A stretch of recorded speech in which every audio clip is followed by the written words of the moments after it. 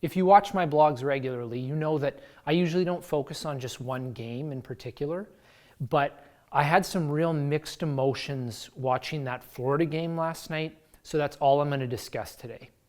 Plus, I've kind of been in a Western mood ever since I saw Tarantino's new movie last week.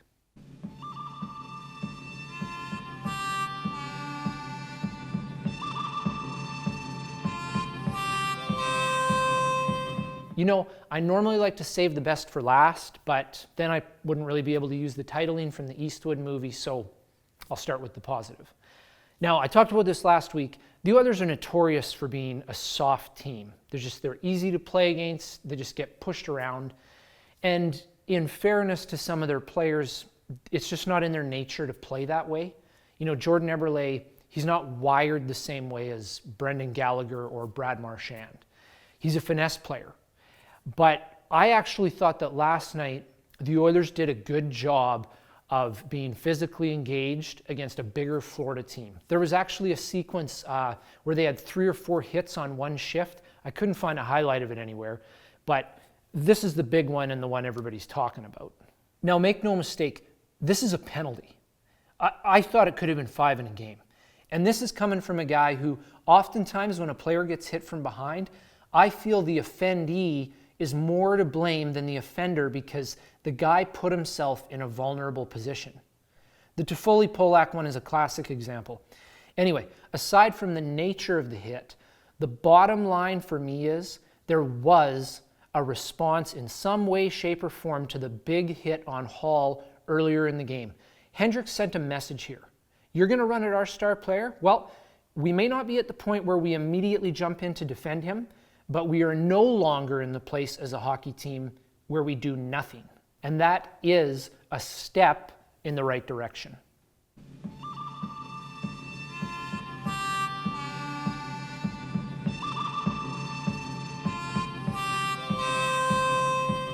Which leads me to the bad. I just finished reading Mark Spector's book, The Battle of Alberta. It's excellent. There's a lot of good stories in there.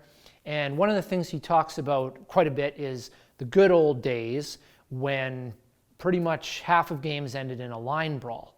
Now, I think that the fighting was probably a little bit out of control back then, especially the staged fights, but I'm 100% behind the idea that fighting belongs in hockey.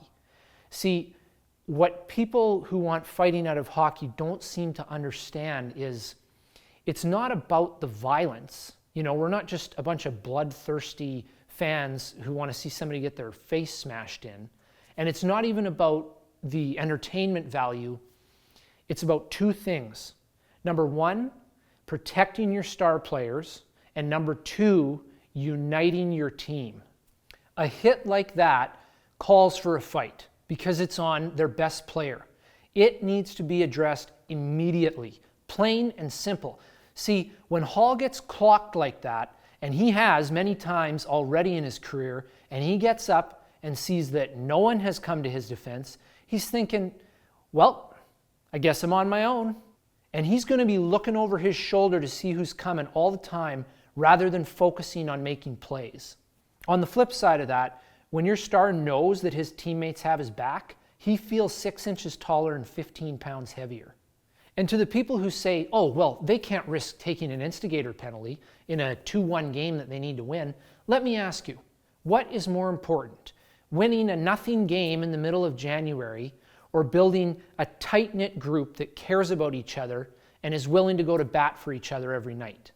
The bad is that 4 other guys didn't confront Goodbranson while their fallen teammate was laying on the ice.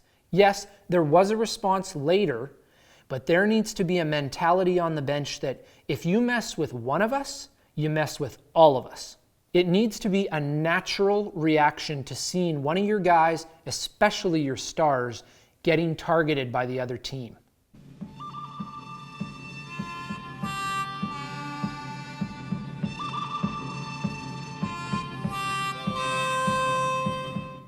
Now, just like Eli Wallach's character in the film, I'm going to end things on a bit of a comedic note. Justin Schultz. Now, I have ripped this guy relentlessly on my blogs over the last few weeks, so it's only fair for me to admit that on Friday night, I thought he had a pretty good game. He had a few brain farts in the third period, but other than that, I thought he was pretty good.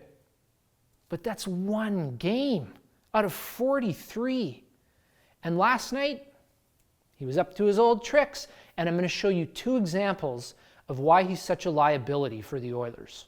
The first one is this 5-star giveaway. You can argue that Schultz is tired, which he was, but this type of play just doesn't belong in the NHL, period.